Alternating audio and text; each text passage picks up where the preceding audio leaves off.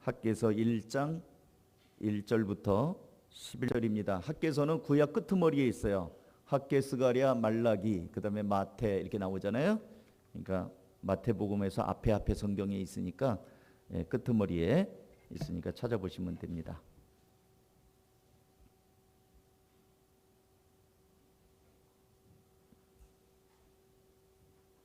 학개서 1장 1절부터 11절 저하고 여러분이 한 절씩 이렇게 교대로 읽겠습니다. 학개서 구약성경 학개서 1장 제 성경책에는 1310쪽에 있어요. 1장 1절부터 11절까지 한 절씩 읽습니다. 다리오 왕 제2년 여섯째 달 곧 그 달 초하루에 여호와의 말씀이 선지자 학개로 말미암아 스알디엘의 아들 유다 총독 스룹바벨과 여호사닥의 아들 대제사장 여호수아에게 임하니라. 이르시되, 다 같이 이같이 말하여 이르노라. 이 백성이 말하기를 여호와의 전을 건축할 시기가 이르지 아니하였다 하느니라. 여호와의 말씀이 선지자 학개에게 임하여 이르시되, 이 성전이 황폐하였거늘 너희가 이때에 반벽한 집에 거주하는 것이 옳으냐. 그러므로 이제 만군의 여호와가 이같이 말하노니 너희는 너희의 행위를 살필지니라. 너희가 많이 뿌릴지라도 수확이 적으며 먹을지라도 배부르지 못하며 마실지라도 흡족하지 못하며 입어도 따뜻하지 못하며 일꾼이 삭슬 받아도 그것을 구멍 뚫어진 전대에 넣음이 되느니라. 만군의 여호와가 말하노니 너희는 자기의 행위를 살필지니라. 너희는 산에 올라가서 나무를 가져다가 성전을 건축하라. 그리하면 내가 그것으로 말미암아 기뻐하여 또 영광을 얻으리라. 여호와의 말하였느니라. 너희가 많은 것을 바랐으나 도리어 적었고 너희가 그것을 집으로 가져갔으나 내가 불어버렸느니라.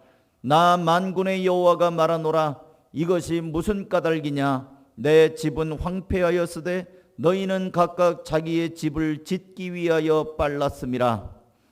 너희로 말미암아 하늘은 이슬을 그쳤고 땅은 산물을 그쳤음. 다 같이 내가 이 땅과 산과 곡물과 새 포도주와 기름과 땅의 모든 소산과 사람과 가축과 손으로 수고하는 모든 일에 한죄를 들게 하였느니라.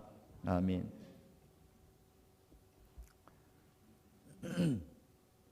제가 8절을 다시 읽겠습니다. 너희는 산에 올라가서 나무를 가져다가 성전을 건축하라. 그리하면 내가 그것으로 말미암아 기뻐하고 또 영광을 얻으리라. 여호와가 말하였느니라. 아멘. 저는 이 말씀을 대학교 1학년 때 처음 들었습니다. 대학교 1학년 때면 81년도니까 40년 정도 됩니다. 그때 우리 담임 목사님이 이 본문 말씀을 가지고 아까 제가 읽어드렸던 8절 말씀을 아주 강한 어조로 읽으면서 무슨 말씀을 하셨냐면, 이제 때가 되었다. 그러면서 주머니에서 봉투 하나를 탁 꺼내면서 이게 뭔 줄 아십니까? 그 전주 새벽 기도하는데 어느 집사님이 목사님이 기도하는데 등 뒤로 와서 목사님 드릴 말씀이 있습니다. 그러니까 목사님이 기도하다가 말고 무슨 일입니까? 그랬더니 그 봉투를 내놓으면서 목사님 우리도 이제 성전 건축합시다. 교회가 상가 3층에 있었거든요. 지하실에는 룸사롱이 있었고 1층에는 약국과 쌀집이 있었습니다. 제가 기억나는 거는 2층에는 중국집이 있었고 퇴폐 이발소가 있었습니다. 여자 아가씨 두고 하는 이발소가 있었어요. 그리고 3층에는 목사님의 사택이 절반이 있었고 예배당이 있었습니다. 그리고 중간에는 계단이 있었어요. 화장실은 계단 중간중간에 화장실이 있었습니다. 그러니까 상가에서 3층 상가에 교회가 있었는데 교인들은 그때 한 70여 명쯤 될 때였습니다. 조금만 시끄러우면은 밑에서 올라오고 뭐 이러는 때니까 아마 안쓰러웠던지 어떤 여집사님이 누구라고 이름은 밝히지 않으셨는데 나중에는 알게 됐죠. 성씨도 특이한 승집사님이셨어요. 승집사님이 그렇게 그때 81년 그때 봉투를 하나 갖고 오면서 목사님 이제 우리도 성전을 지읍시다. 돈이 얼마 들었는가 했더니 200만 원이 들었어요. 그때는 대졸자 임금이 한 30만 원, 35만 원 고를 때예요. 화폐 그걸 생각하시면 됩니다. 큰 돈입니다. 목사님이 감동을 받으셨어요. 그래가지고 그 다음 주에 설교를 할 때 이 말씀을 잡았어요. 그러면서 여러분 언제까지 우리가 상가 이 교회에 있어야 되겠습니까? 여기 이런 헌신이 있고 이제 때가 되었습니다. 하나님이 우리에게 말씀을 합니다. 이제 우리가 성전을 건축합시다. 그때부터 시작해서 모든 성도들이 기도하고 예배당을 건축하는 일에 전심전력을 했습니다. 그리고 뭐 이제 작은 교회에 돈도 없고 그러니까 저 같은 사람 대학생들은 이제 벽돌 막 등짐지고 올라가고 막 이렇게 그 뭐라 그래요? 시다라고 그러나요? 옆에서 기술은 없으니까 막 날르고 뭐 이러는 거 했어요. 그래서 예배당을 지었습니다. 오늘 저는 여러분들에게 아니 목사님이 지금 뜬금없이 그럼 우리 보고 성전 건축하자는 말인가? 결론만 말씀을 드리면 아니에요. 그리고 이 말씀도 그때는 제가 어려서 몰랐고 지금도 많은 교회들이 이 말씀을 읽으면서 산에 올라가서 나무를 베어가지고 성전을 지으라고 하니까 그리고 내가 그것 때문에 기뻐한다고 그러니까 많은 교회들이 예배당 성전 지을 때 이 말씀을 아주 18번으로 인용하는 말씀이에요. 그게 맞습니다. 분명히 지으라고도 말씀하셨고 지으면 내가 기뻐한다고 말씀했으니까 이 말씀은 성전 건축을 명령하는 말씀처럼 보여요. 근데 그때 제가 대학생 때 듣고 그로부터 40년 가까운 세월이 지나면서 성경을 읽는데 꼭 그것만은 아니다라는 생각이 들은 거예요. 오늘 제가 그 얘기를 하려고 합니다. 아니 그럼 목사님 나무 찍어다가 성전 지으라는 말씀을 했는데 그게 성전 건축하라는 말씀이 아니면 그 뭡니까? 성전 건축하지 말라는 말이 아니고요. 하라는 말씀이 아닌 게 아니고요. 성전 건축하라는 말씀도 되는데 그 이면에 하나님이 하신 말씀이 따로 있다라는 얘기입니다. 그러니까 성전 지어야지 하면서 이 말씀 가지고 교인들에게 봐라 여기 나왔잖아 나무 갖고 지으라고 했잖아 그러니까 짓자라고 가는 게 아니고 하나님이 왜 이런 말씀을 이 백성들에게 했는가를 오늘 제가 말씀을 드리고자 합니다. 그리고 이 코로나 시대에 우리가 어떻게 살아야 되겠는가가 이 말씀 속에 있다는 겁니다. 이 말씀을 이해하려면 먼저 이스라엘의 역사를 좀 이해할 필요가 있어요. 우리나라가 가장 영토가 크고 지금은 남북이 갈라져 있고 도만강 쪽으로 해갖고 백두산도 중국에 의해서 반쪽짜리는 백두산도 중국 거가 되고 막 이러지 않았습니까? 그래서 한국 관광객들이 백두산 사진 찍으려면 북쪽이 아니라 중국 변방으로 해서 가지 않습니까? 그리고 저도 그 도만강 쪽에 가본 적이 있거든요. 근데 우리나라 역사의 고구려 시대에 광개토 대왕이나 장수왕 때 우리나라가 북벌 정책을 벌려갖고 저 위까지 영토가 굉장히 컸던 시절이 있었습니다. 여러분 아시죠? 옛날에 아마 배우셨을 거예요. 광개토 대왕, 장수왕, 이 고구려의 이 왕들이 막 북쪽을 정복해서 중국 땅에 상당히 많은 땅이 우리나라 땅이었어요. 만주벌판 이런 거 다 우리나라 땅이었습니다. 그런 것처럼 이스라엘도 가장 전성기가 언제였냐면 다윗 왕, 다윗의 아들 솔로몬 왕 이럴 때 이스라엘은 통일 왕국이었고 가장 전성기였고 하나님께서는 솔로몬을 축복하셔서 지혜와 또 재물과 번영을 선물로 했습니다. 솔로몬 대왕을 여러분 아시죠? 근데 솔로몬이 말년에는 여색을 탐하고 또 여러 여자들 데려다가 이렇게 후궁으로 들이면서 그 여자들이 가지고 온 우상에 빠지게 됩니다. 그래서 하나님이 진노하셔서 너가 우상을 섬기니 네가 그렇게 애써서 지은 성전을 내가 무너뜨려 버리겠다. 돌 하나도 돌 위에 남지 않게 다 무너뜨리겠다. 완전히 박살나게 만든다. 돌이 돌 위에 있지 않아요. 다 무너졌으니까. 콩가루처럼 다 망하게 해버리겠다. 그런데 네 아비 다윗을 생각해서 네 때에는 그런 일이 이루어지지 않고 네 아들 때에 이루어지게 하겠다. 그래서 솔로몬이 죽습니다. 그리고 솔로몬의 왕 아들이 르호보암이에요. 르호보암 왕이 됐어요. 근데 솔로몬의 아들이 이제 왕이 되자 백성들이 대표를 세워서 임금님 면담 좀 합시다. 백성들의 대표가 누구냐 했더니 여로보암입니다. 이름이 비슷하죠. 솔로몬의 아들은 르호보암, 백성들의 대표는 여로보암. 그래 말해봐라 그랬더니 아유 임금님 솔로몬 대왕님 때는 왕궁을 짓느라 성전을 짓느라 20년 동안 우리는 노가다만 했습니다. 그뿐이 아닙니다. 솔로몬 대왕이 국방을 튼튼히 한다고 성을 짓고 창고를 짓고 국고성을 짓고 무기고를 짓고 우리는 솔로몬이 다스리는 기간 동안에 맨날 노가다만 하느라고 힘들었습니다. 그러니 임금님 이제는 백성들을 좀 돌아봐 주십시오. 어때요? 할만하죠? 그러니까 르호보암이 그래 3일 뒤에 오거라. 내가 지금은 대답할 수 없고 3일 뒤에 오면 대답을 하마. 돌려보냈습니다. 그리고 아버지 솔로몬 때부터 섬기던 나이 많은 신하들에게 들으시오.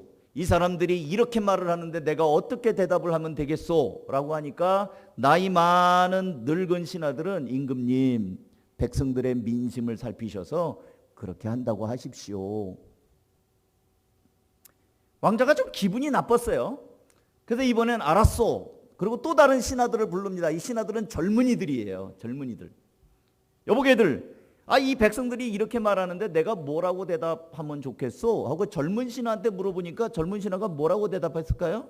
아니 왕을 무시해도 유분수지 감히 여기 어느 자리라고 혹독하게 왕의 위엄을 보이시오. 이렇게 대답을 합니다. 그러니까 듣기에는 자기랑 동문수학을 했던 이 젊은 신하들의 말이 딱 마음에 드는 거예요.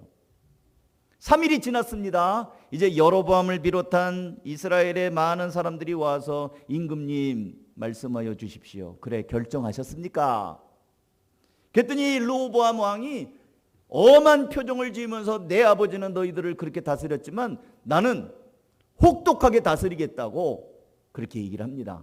그랬더니 여로보암과 함께 온 이 사람들의 마음이 떠납니다. 이제는 솔로몬, 이제는 다윗과 우리가 무슨 상관이냐 하면서 나라가 두 쪽이 쫙 납니다. 그래서 북쪽에 이스라엘은 여러분이 알다시피 12지파잖아요.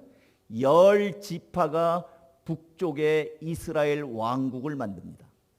그리고 남쪽에 유다 지파와 베냐민 지파 두 지파가 남쪽에 유다 왕국이 됩니다. 북쪽에는 이스라엘, 남쪽에는 유다. 그래서 남북이 갈라집니다. 그리고 북쪽에는 하나님을 섬기지 않고 황금송아지를 그렇게 섬기고 하다가 하나님이 진노해서 얼마 되지 않아서 북쪽 이스라엘은 아수르라고 하는 나라에 의해서 멸망을 당합니다. 오늘날 시리아예요. 시리아에 의해서 이 북이스라엘은 나라가 완전히 멸망을 당합니다. 근데 북쪽에 있는 그 아수르 왕국은 나라를 잡아먹으면서 어떤 정책을 하냐면 거기 있는 사람을 다 끌고 가고 자기네들이 와서 살아요. 그래서 거기 있는 여자들과 막 결혼을 해요. 몸종으로 부려갖고 또 뭐 겁탈도 하고 뭐 이렇게 해갖고 그 태어난 아이들이 혼혈들이 됐어요. 얼굴 생김새도 좀 달라요. 말도 좀 다르고. 그래서 이 이스라엘의 수도는 사마리아입니다. 유다의 수도는 예루살렘입니다. 여러분 많이 들어본 말이죠. 예루살렘에는 성전이 있어요. 북쪽은 사마리아가 수도인데 이 아수르가 쳐들어와서 백성들을 이주시키고 자기들이 결혼하고 막 이래갖고 이 사마리아 사람들은 소위 말하는 혼혈이 된 거예요. 얼굴 생김도 다르고 말도 문화도 많이 달라요. 남쪽의 유다도 얼마 안 있다가 바벨론 왕국에 의해서 망합니다. 여러분 바벨론 포로 끌려갈 때 다니엘, 사드락, 메삭, 아벳노고, 에스라, 느헤미야 이런 이름들 많이 들어봤죠. 그게 유다가 망하면서 끌려간 사람들이에요. 그런데 참 신기한 거는 이 유다 왕국을 향해서 하나님이 예레미야 선지자를 통해서 예언하기를 70년 뒤에는 너희들이 회복될 것이다. 비록 바벨론에 끌려갔지만 70년이 지난 다음에 다시 돌아올 것이다. 우리나라가 일제 36년 있다가 해방을 맞이하듯이 이스라엘에게 예레미야 선지자를 통하여 예언을 하는데 70년 있다가 회복이 될 것이다. 그런데 북쪽은 끝나버렸어요. 끝나버렸는데 남쪽은 유다가 바벨론이 막 침략을 해갖고 끌고 갔는데 바벨론 다음에 바사 왕국이 일어납니다. 페르시아 왕국. 페르시아 왕국이 바벨론을 정복하면서 새로운 왕이 등장하면서 무슨 생각이 들었든지 이스라엘 백성들을 돌려보냅니다. 70년이 됐어요. 그러면서 너희들은 이제 돌아가서 너희 하나님 앞에 성전을 짓고 하나님께 예배드려라. 그렇게 얘기를 하는 거예요. 제가 읽어드릴게요. 쉬운 성경으로 읽어드릴게요. 에스라 1장 1절에 보면 나와요. 고레스가 페르시아 왕이 된 첫 해의 일입니다. 여호와께서 예레미야를 통하여 하신 말씀을 이루시려고 고레스의 마음을 움직이셨습니다. 그래서 고레스가 온 땅에 사신을 보내어 명령을 내렸습니다. 고레스가 명령한 내용은 아래와 같습니다. 페르시아 왕 고레스가 말한다. 하늘의 하나님이신 여호와께서 이 세상 온 나라를 나에게 주셨다. 그리고 나를 세우셔서 유다 땅 예루살렘에 성전을 짓게 하셨다. 이제 너희 모든 하나님의 백성은 예루살렘으로 돌아가거라. 너희 하나님께서 너희와 함께 계시기를 바란다. 너희는 예루살렘에 계신 이스라엘의 하나님을 위해 성전을 지어라. 나머지 사람들은 예루살렘으로 돌아가고자 하는 사람들을 도와주도록 하여라. 그들에게 은과 금과 갖가지 물건과 가축을 주고 예루살렘에 지을 하나님의 성전을 위해 예물도 주도록 하여라.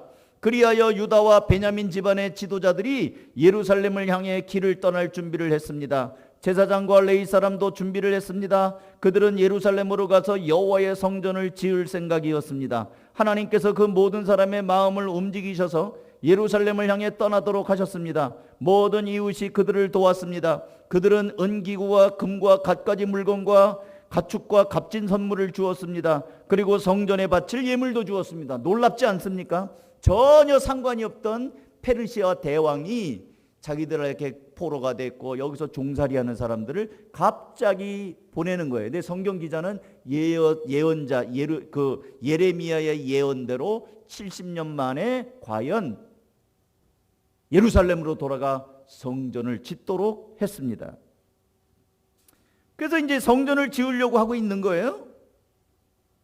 근데 성전을 지으려고 하니까 사마리아 사람들이 미우니 고우니 해도 우리도 이스라엘 사람 아니냐.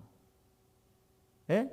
야곱의 12아들 중에 10지파인데 우리도 이스라엘 사람이고 이제 우리도 성전을 같이 짓고 싶다. 우리도 붙여줘.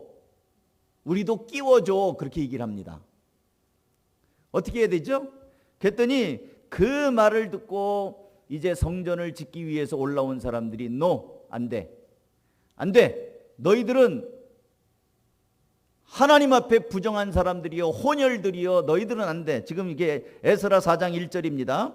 유다와 베냐민들의 적들은 돌아온 포로들이 이스라엘 하나님이신 여호와를 위해 성전을 짓는다는 이야기를 듣고 스룹바벨과 각 집안의 지도자들에게 와서 말했습니다. 성전 짓는 일을 우리도 돕게 해주시오. 우리도 당신들의 하나님을 섬기고 싶소. 우리는 아시리아 왕 에살핫돈에 의해 이곳에 온 첫날부터 지금까지 당신들의 하나님께 제물을 바쳐왔소. 이 나머지 이스라엘 사람들도 우리도 성전 짓는 일에 같이 하겠다고 얘기를 합니다. 그랬더니 4장 3절 그러나 스룹바벨과 예수아와 이스라엘의 지도자들이 대답했습니다. 안 되오. 당신들은 우리 하나님의 성전을 짓는 일에 끼어들 필요가 없소. 성전은 우리가 지을 것이요 이 성전은 이스라엘의 하나님 여호와를 위한 것이요 페르시아 왕 고레스가 우리더러 그 성전을 지으라고 명령했소. 거절합니다. 어딜 감히 어디다 발을 들여놓으려고 그래? 어디다 숟가락을 얹으려고 그래? 뭐 이런 식으로 이 사마리아에 있는 아수르에 의해서 멸망당한 북쪽 이스라엘 사람들이 성전을 짓겠다고 할 때 너희들은 더러운 놈들이야, 혼혈이야, 너희들은 우상을 섬겼잖아 하면서 거절을 해버립니다. 거절당한 이 사람들이 괘씸하고 분한 마음이 드는 건 당연하겠죠. 그래서 화가 났어요. 화가 나가지고 그래? 너희들 마음대로 되나 한번 보자.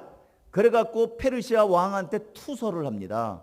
이놈들이 성전을 왜 짓는 건지 아십니까? 성전 지어갖고 나라의 독립을 꾀하고 왕한테 반역하려고 그러는 겁니다. 절대로 허락하면 안 됩니다. 저 불순한 놈들입니다 하고 막 편지를 막 써가지고 왕한테 막 보냅니다. 근데 왕이 바뀌잖아요. 처음에 허락했던 고레스 왕이 지난 다음에 이제 아닥사스다 왕, 다리오 왕 하면서 왕이 막 바뀌어요. 바뀌니까 자기 할아버지가 명령한 거를 이젠 다 무시해버려. 여러분, 정권이 바뀌면 정책이 바뀌게 돼 있어요. 그러니까 편지를 받으니까 그래? 반역한다고? 아니 이놈들이? 하면서 이스라엘하고 상관없는 그런 일들이 일어나는 거예요. 그게 이제 에스라 4장 6절입니다. 아하수에로가 왕이 되자 그 적들이 유대의 예루살렘 백성을 고발하는 편지를 썼습니다. 그러자 아닥사스다 왕이 이런 답장을 보냈습니다. 총독 르움과 서기관 심세에게, 그리고 그들과 더불어 사마리아에 사는 모든 백성과 유브라데스 강 서쪽 지방에 있는 다른 사람들에게 보낸다. 너희들 평안하길 바란다. 이제 그들에게 명령을 내려 이 일을 멈추게 하여라. 내가 명령을 내리기 전까지는 예루살렘 성을 다시 짓지 못한다. 이 일을 틀림없이 하도록 하여라. 예루살렘의 성을 짓는 일이 계속되면 나라가 피해를 입게 된다. 르움과 서기관 심세와 다른 사람들이 이 편지를 읽었습니다. 그리고는 재빨리 예루살렘의 유다 사람들에게 가서 하던 일을 멈추게 했습니다. 그리하여 예루살렘에서 하나님의 성전 짓는 일이 페르시아 왕 다리오 2년까지 중단되었습니다. 그러니까 고레스 왕 때 허락을 해서 지으려고 하는데 사마리아 사람들이 우리도 같이 할게. 안 돼. 그래? 한번 보자. 어떻게 제대로 되나 하고 막 못 먹는 감 찔러나 보듯이 막 투서를 보낸 거예요. 그래갖고 고레스 왕의 아들이 금지 명령을 내린 겁니다. 언제까지? 그 자기 죽은 다음에 다리오 왕 2년까지. 그 기간이 뭐냐면 16년 됐어요. 16년 동안 건축이 중단된 거예요. 그래서 이제 오늘 읽은 본문이 나오는 겁니다. 학개서 1장 1절, 다리오 왕 제2년 여섯째 달 곧 그 달 초하루에 여호와의 말씀이 선지자 학개로 말미암아 스알디엘의 아들 유다 총독 수르바벨과 여호사닥의 아들 대제사장 여호수아에게 임하니라. 이르시되 만군의 여호와가 이같이 이르노라. 이 백성이 말하기를 여호와의 성전을 건축할 시기가 이르지 아니하였다 하는지라. 이 백성들이 건축을 못하는 이유가 뭐냐면 봐라, 어명이잖아. 어명. 임금님이 짓지 말라고 지금 어명을 내렸잖아. 법을 어길 참이냐? 그리고 지금 우리를 고발하는 사람들이 계속 못 짓게 하고 돈도 없잖아. 돈도 없다. 경제적으로 지금 성전을 지을 수가 없다. 하나는 법이요, 어명이 못 짓게 한다. 나라가 못 짓게 한다. 그 다음에 돈이 없다. 이 두 가지 이유로 지금 성전을 중단하고 있다는 거예요.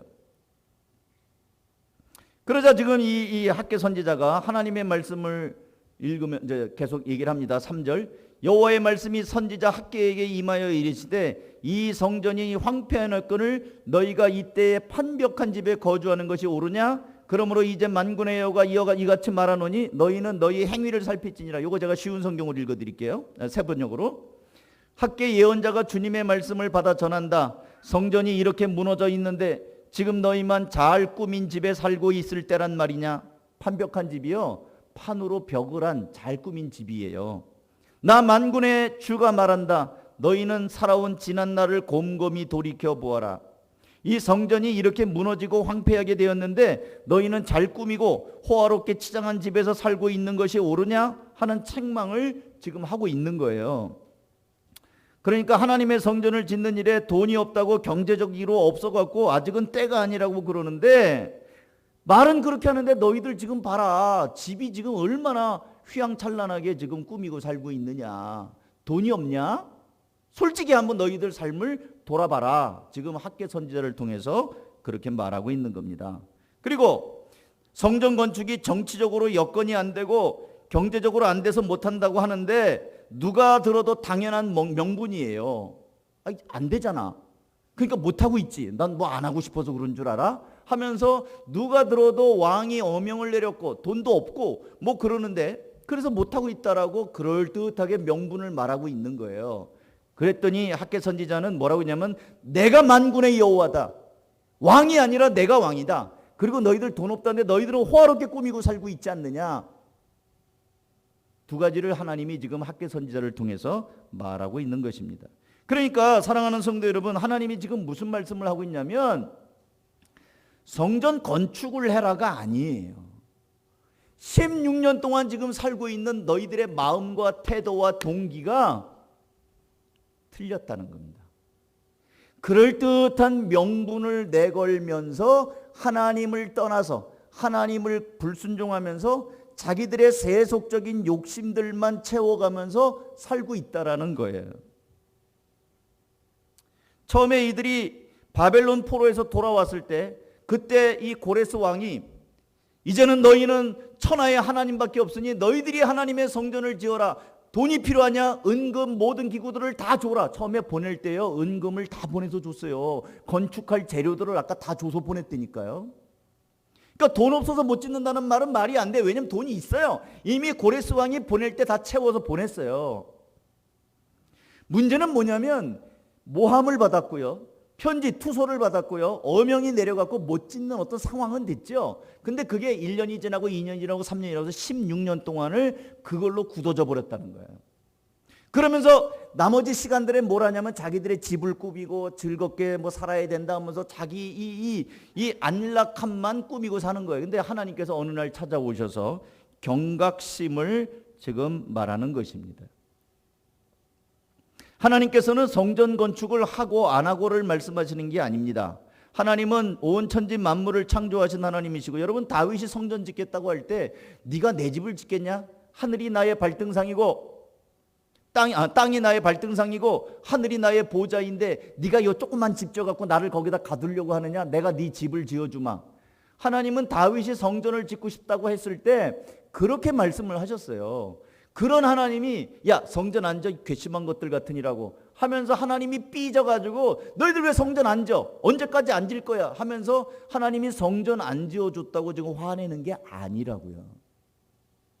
하나님을 너무 그렇게 그 치졸한 인간의 수준으로 생각하면 안 됩니다.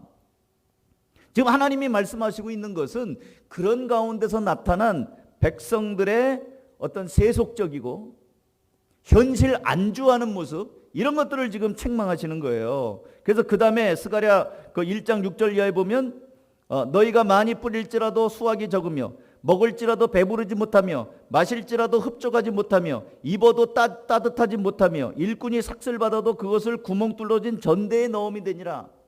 아무리 아끼고 움켜진다고 해도 다 흩어져 버린다는 거예요. 7절 만군의 여호와가 말하노니 너희는 자기의 행위를 살필지니라. 너희는 산에 올라가서 나무를 가져다가 성전을 건축하라. 그리하면 내가 그것으로 말미암아 기뻐하고 또 영광을 얻으리라. 여호와가 말하였느니라. 너희가 많은 것을 바랐으나 도리어 적었고 너희가 그것을 집으로 가져갔으나 내가 불어버렸느니라.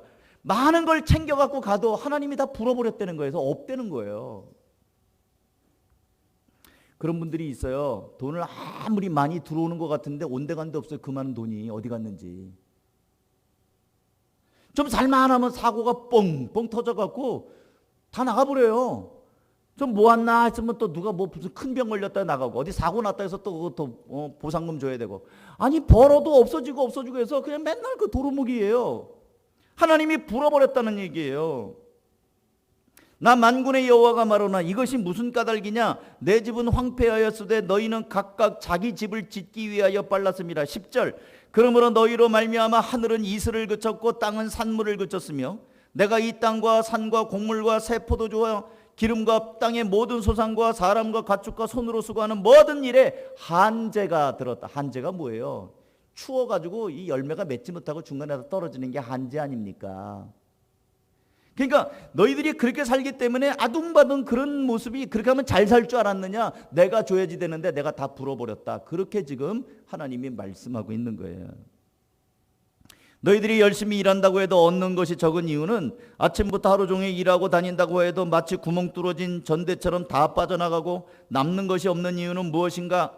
너희가 경제적으로 어렵다 하는데 그 이유가 무엇인 줄 아느냐? 내가 다 풀어버렸기 때문이다 라고 지금 하나님이 말씀하고 있는 거예요. 왜? 하나님께서는 지금 16년 동안 그럴듯한 명분 아래 사실은 진심이 뭐냐면 세속적인 거예요. 그렇게 사는 게 재미가 있는 거예요. 하나님 앞에 예배하고 하나님을 향하여 성전을 짓고 하나님께 가까이 나는 것보다도 이제 성전 안 지으니까 괜찮거든요. 그리고 그냥 시간 이렇게 쓰고 놀고 이러다 보니까 이제 자기도 모르는 사이에 조금씩 재미가 들린 거예요.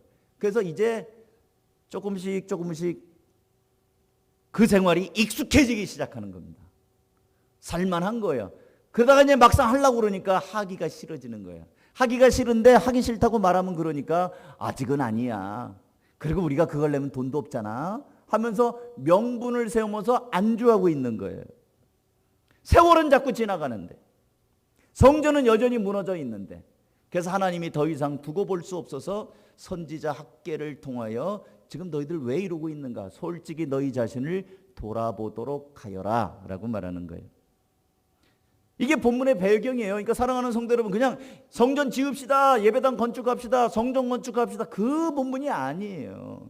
하나님이 말씀하고자 하는 거는 성전 건축을 왜 안 하느냐 그게 아니고 지금 사람들이 어떤 생각, 어떤 마음, 태도를 가지고 좀 살고 있는가에 대한 안이하고 나태하고 게을러지고 세속화되고 있는 것에 대한 도전을 지금 하나님이 경각심을 좀 주고 있는 거예요. 사람은 무엇으로 사는가? 너희들이 이렇게 안락하게 살고 집을 꾸미고 살고 그러는 것이 중요한 게 아니고 먹고 사는 부분도 내가 좋아야지 되는 것이다. 내가 다 불어버린다. 그건 뭐냐? 아무리 열심히 일을 해도 구멍 뚫린 전대처럼 다 새나가 버린다. 그게 사는 게 아니다. 하나님 앞으로 먼저 그 나라와 그 일을 구하면서 살아라. 그리하면 이 모든 것을 내가 더하겠다고 하는 하나님 중심으로 살 것을 지금 게으르고 나태한 이 백성들을 향하여 선지자를 통하여 지금 촉구하고 있는 거라는 거예요. 인도에 가면 무거운 짐을 나르는 큰 코끼리들이 있어요. 그 코끼리들을 훈련할 때 어떻게 하시는지 아십니까? 때려요? 새끼 때부터 훈련을 시킵니다. 새끼 때 코끼리 발목에다가 철사를 맵니다. 그리고 철사 한쪽은 기둥에다 매요. 그러면 새끼니까 뭘 모르잖아요. 뭐든지 새끼들은 귀엽잖아요. 그러면 엄마 코끼리가 오면 이 새끼가 엄마 만나려고 막 뛰어가다가 발에 있는 철사가 딱 붙잡으니까 채에서 엎으러집니다. 그러면 이게 밧줄도 두꺼운 것도 아니고 가는 철사니까 살을 파고 들어가고 그 철사 때문에 피가 나고 얼마나 아프겠어요. 기둥에 메인 철사가 뒷발을 묶고 있으니까 엄마한테 뛰어가다가 엎어지면서 철사가 상처를 냅니다. 또 뭐 먹이가 있어서 막 먹으려고 쪼르르 가다가 또 철사가 탁 채니까 또 엎어지고. 그리고 얘가 계속 그런 일을 반복하다 보면 이제 학습 효과가 생깁니다. 아, 멀리 가면 아프구나. 피 나는구나. 아프구나. 그런 거를 막 경험을 해요. 이게 뇌리 속에 이 트라우마가 생겨요. 그러니까 나는 멀리 가면 안 되겠구나. 결국 본능적으로 이제 어느 정도 조금 가다가는 멈춥니다. 왜냐하면 아프니까. 나중에 철사를 끊어도 이 얘는 자신감 있게 못 가요. 그래서 이제 주인들이 와갖고 뭐 이렇게 하면은 그때 겨우 움직이는. 그러니까 이 코끼리의 야성, 코끼리가 얼마나 힘이 셉니까? 통나무도 코로 하나에서 할 수 있는데 그 어마어마한 힘을 갖고도 요만한 애들한테 꼼짝을 못하는 거예요. 새끼 때부터 당해가지고. 코로나가 철사입니다. 요즘에 여러분 우리 코로나 그러면 뭐든지 못해요. 코로나가 블랙홀이 돼버렸어요. 코로나가 다 빨아들여요. 아무것도 못하게 만듭니다. 예? 우리가 살아가는 이 세상이 코로나 확진자가 늘어나고 있다. 사회적 거리두기인데 뭐든지 안 되게 돼 있어요. 결혼도 못하고 뭐 일도 못하고 밥도 못 먹고 사람 만나는 것도 못 만나고 마스크 안 쓰고 다니면 과태료 낸다고 그러고 확진자 나오면은 우리 교회도 확진자 나오면은 300만 원 과태료 내고 뭐 교인들 막 다 그냥 다 조사 전수조사 해가지고 확진자들 막 그 동선 다 파악한다고 그러고 겁을 잔뜩 줬어요. 아무것도 못해요. 근데 아무것도 못하나요? 여러분 집에서 밥 안 먹어요? 애들 집에 오면 야 코로나인데 일로 와 열 체크하자. 자식들 집에 오면은 발열 체크 하십니까? 마스크 쓰고 밥 먹어 이렇게 하는 분들이 있어요? 교회도 성도들도 마찬가지입니다. 우리가 원하든 원치 않든 코로나는 우리 발목에 묶인 철사줄처럼 돼버렸어요. 걸핏하면 사회적인 거리두기라는 철사가 구상권이니 과태료니 하는 것이 교회를 길들이고 성도들을 길들이고 있습니다. 물론 조심해야 됩니다. 저는 늘 말씀드립니다. 조심하는데 쫄지 말자고 얘기하는 거예요. 조심해야 돼요. 근데 그것 때문에 아무것도 못한단 말이에요. 교회마다 큰일 났어요. 애들도 없어요 지금. 교회 망합니다. 하나님이 계시는 교회니까 안 망한다고요? 아니에요. 망할 때가 됐어요. 애들이 없으면 망하는 거예요. 교회가 다음 세대가 없으면 여러분들은 다 이제 20년, 30년 되면 다 이제 하나님 나라 가실 거 아닙니까? 다음 세대가 없으면 이 교회 어떻게 할 거예요? 근데 지금 우리는 어떤 마음이냐면 벌벌벌 떨어서 야 무슨 교회 가냐? 넌 집에 있어. 엄마만 가서 죽든지 엄마는 많이 살았으니까 아빠는 살 만큼 살았으니까 가서 예배 드리고 너는 집에 있어. 애들에 대한 신앙에 대해서 신경을 안 쓴단 말이에요. 이게 코로나 철사에 코끼리 발줄에 맨 그 철사줄 같이 돼가지고 성도들의 야성이 없어져 버렸단 말이에요. 명분이 뭐예요? 명분은 코로나. 조심해야지. 큰일 났는데 조심해야지. 그것이 명분이 돼갖고 점점 이 세상에 있다 보니까 우리도 모르는 사이에 길들여지고 있고 나태하게 돼 있다는 거예요. 여기 학개서에 나오는 이스라엘 백성들처럼 말이에요. 성전을 처음엔 못 지었어요. 너무 험악한 시절이니까. 근데 1년이 지나고 2년이 지나고 10년이 지나고 16년이 지났는데도 맨날 그때 얘기만 한다는 거예요. 여러분 코로나는 안 떠납니다. 안 끝납니다. 이게 제가 무슨 의학이 있는 게 아니고 제가 아는 의사들 또 사람들 많이 들어보면 코로나는요 이제는 없어지지 않아요.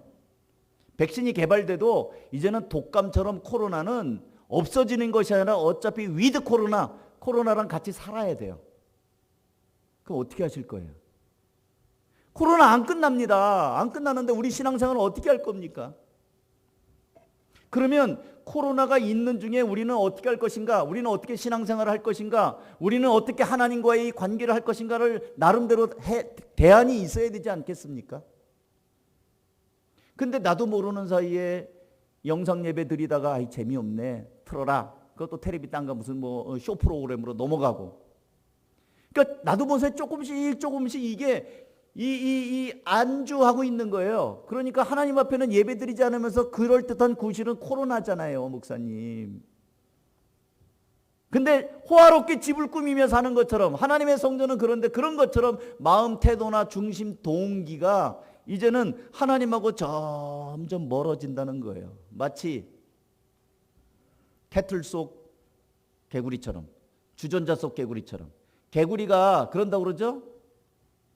냉수에다 개구리를 놓고 불을 이렇게 가열을 하면은 물이 뜨뜻해지고, 개구리는 그 벼는 동물이에요. 개구리는 피가 차갑습니다. 그래서 겨울잠을 자는 거잖아요. 물이 미지근하면 아이고 좋다, 아이고 좋다. 물이 점점 뜨거워집니다. 서서히 익어서 죽는 거예요. 뜨거운 물에 들어가면 안 뜨거워하고 탁탁 튀어나오는데 서서히 찬물 때부터 서서히 가열을 하면 익어 죽는지도 모르고 아이고 좋다 하고 하다가 죽어버리는 거예요. 우리도 모르는 사이에 서서히 이게 죽는 길인지도 모르고 예배도 빼먹고 기도도 안 하고 코로나니까 좀 있다가 텔레비를 보다가 누웠다가 잤다가 뭐 이러면서 어느새 보니까 예배가 아니에요. 예배도 아니고 말씀 보는 것도 아니고 바이블 타임도 좀 해라 그래도 목사님은 옳은 지당하신 소리입니다. 근데 목사님 내 평편 대보세요. 내가 못하고 싶어서 못했나요? 이 핑계 저 핑계 한 번 빠지고 두 번 빠지고 일주일에 2번 빠지고 3번 빠지고 그러다 보면 말씀도 없어, 예배도 없어, 기도도 없어. 들어오는 게 뭐예요? 재밌는 드라마와 무슨 가수들 나와 뭐. 그런 시대에 이제는 우리가 학계가 말한 것이 그 얘기라는 거예요. 사랑하는 성도 여러분, 지금 말씀을 좀 맺고자 합니다. 저는 여러분에게 뭐 우리 예배당 건축하자 그 얘기가 아니라고 그랬잖아요. 지금 학계가 말하는 이스라엘 백성들의 모습이 어쩌면 이 시대의 코로나 때문에 그걸 내세우면서 점점 하나님으로부터 관계가 멀어져가는 이 시대의 그리스도인들의 또 다른 모습이 아니냐. 정신을 차려야 된다. 우리 한가족교회뿐만 아니라 한국교회 성도들도 똑같은 상황입니다. 사랑하는 성도 여러분, 여러분들이 예수님을 만날 때 가졌던 그 첫사랑, 그 야성, 영적인 야성, 야성, 길들여진 사자처럼 주는 먹이만 먹는 것이 아니라 영적인 야성으로 여러분이 스스로 말씀을 읽고 하나님하고 교제를 하고 하나님하고 기도해서 하나님으로부터 응답도 받고 이런 것들이 삶 속에 있기를. 그래서 이제는 그럴듯한 명분 아래 나의 진심이 다 사그라지고 사실은 내가 편하게 살고 싶어요. 목사님, 하나님, 제가 사실은 이대로가 좋아요. 나를 좀 귀찮게 하지 마세요. 그러다 보면 나도 모르는 사이에 세속적인 사람이 되고 나도 모르는 사이에 지옥의 구렁텅이로 달려갈 수 있다는 거예요. 정신을 차리고 코로나를 우리가 조심하되 냉철한 분별력을 가지고 이 어려운 시대에 하나님과 교제권을 잃어버리지 않기를. 다시 한번 나무를 찍어 하나님 앞에 성전을 짓듯이 여러분의 영적인 나무를 찍어내고 하나님과 함께 시간을 갖기를 주님의 이름으로 축복합니다. 기도하겠습니다. 이따가 여러분 가운데 개인적인 기도 제목이든 결단한 거든 기도하실 일이 있으면은 요 앞으로 이따 나오시면 제가 안수하여 기도해 드리겠습니다. 제가 지난 10월 말부터 계속 지금 강조하는 게 그겁니다. 이 코로나 시대에 저도 발벗고 나서서 여러분을 안수해서 기도합니다. 힘을 불어넣을 수 있도록 기도하니까 기도받고 싶으신 분들은 용기를 내세요. 아프신 분도 나오세요. 그래서 한번 나오기가 용기가 필요하지 나오면은 기도받으면 마음도 후련하고 좋아요. 그래서 이따 이제 우리 일어나 찬양할 때 기도받으실 분들 나오세요. 안수기도 해드리겠습니다. 기도합니다. 하나님 아버지 감사합니다. 오늘 무너진 성전은 여전히 덩그러니 버려져 있는데 나태하고 게을러져서 또 겉으로는 어쩔 수 없었노라고 하는 명분을 세우면서 현실 안주하는 진심을 숨긴 채 살아가는 그 이스라엘 백성들을 향하여 학계 선지자를 통하여 통렬하게 경고하고 다시 한번 나무를 찍어 하나님과 관계 회복의 자리로 나올 수 있도록 촉구하는 말씀을 우리가 읽었습니다. 코로나 확진자들이 점점 많아진다고 합니다. 하나님 아버지 이제 2단계가 또 된다고 합니다. 또 3단계가 될지 모릅니다. 이런 대유행의 시대에 우리는 어떻게 살아야 되겠습니까?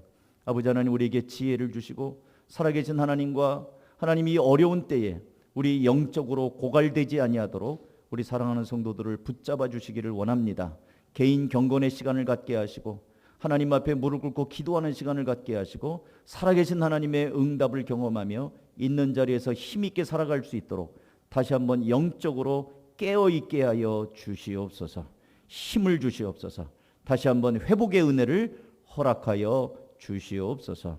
축복하고 예수님의 이름으로 기도하옵나이다. 아멘.